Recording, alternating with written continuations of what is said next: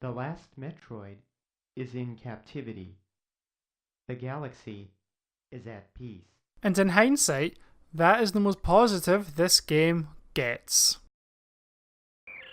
Super Metroid was released in 1994 by Nintendo, and many consider it to be one of the greatest Super Nintendo titles released, and for very good reason.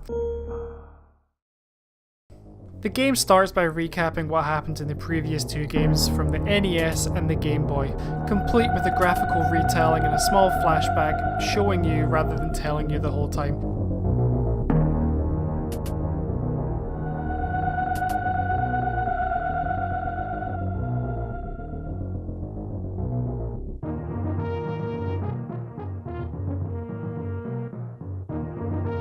You then see Samus handing the Metroid into the Galactic Federation so they can study it and learn what capabilities it might have and what medicinal purposes it has for the benefit of the galaxy rather than its detriment. But as we learn very quickly in this game, nothing good lasts forever. She gets a message not long after getting past the asteroid belt that the Ceres station is under attack. As you explore the station, you quickly realise how desolate and how quiet. All you can hear is the low rumblings of the station. And as you keep exploring through the station and you see the dead scientist bodies, you realise something really isn't right here. As you head through the final door, you see the little baby Metroid in her capsule, but you can't get out. And as if he's been waiting for you the whole time, knowing you would come back, Ridley's eyes glow in the darkness and he attacks you. This fight cannot be won no matter how much you fight. The mission does not change as you play the game. Rescue the baby Metroid.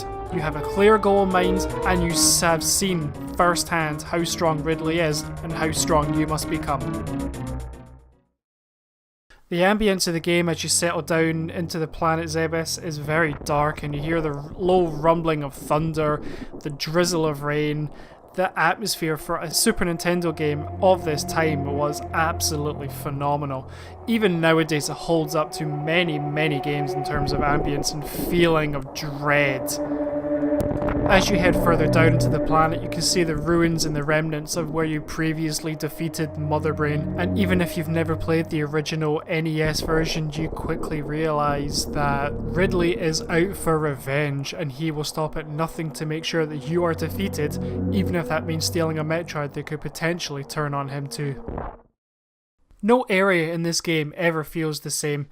You've got the fiery depths of Norfair, you've got the lush green Brinstar area, and then you also have the cavernous, swampy, and almost labyrinthian area of Meridia. This game is so varied, and every area feels fresh, and even the wrecked ship has a ghostly, uneasy vibe to it. And the soundtrack is what makes this game feel so alive as well. It just perfectly complements what you're seeing on screen. This game does not tell you how to play it. You are plopped on a planet with nothing but a blaster and a suit. So you have to go and find your equipment. You have to go find the morphing ball. You have to go find the bombs to be able to use with the morphing ball.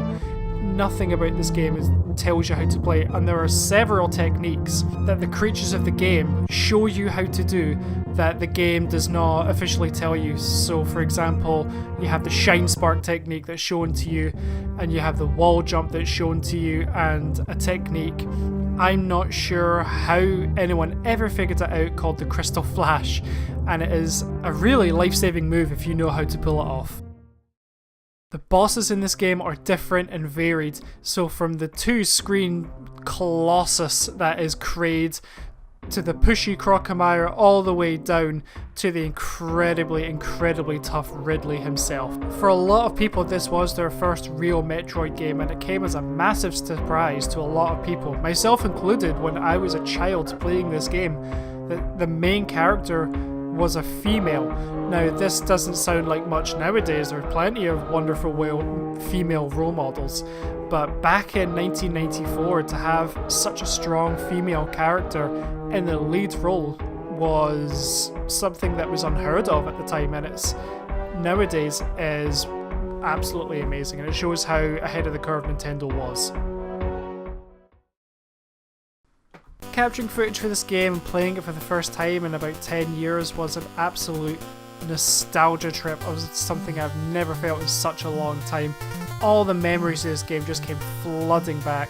It is easily one of my favourite games on the Super Nintendo and will be for many, many more years. If for whatever reason you've never played this game, you owe it to yourself to pick it up, whether it be through the Super Nintendo Mini or through ROMs or tracking down a copy of the game yourself. I cannot recommend this game enough to you without truly doing it justice. The music makes you feel like something bad is going to happen most of the time. The bosses are satisfying to fight. It's a game where you can lose a day. I did. I lost an entire day recording this footage and I regret none of it. It was the best decision I made because the game is that good. If you haven't played it, do yourself a favour. And with Metroid Prime 4 being announced, it shows that Samus Aran still has many more adventures left to go.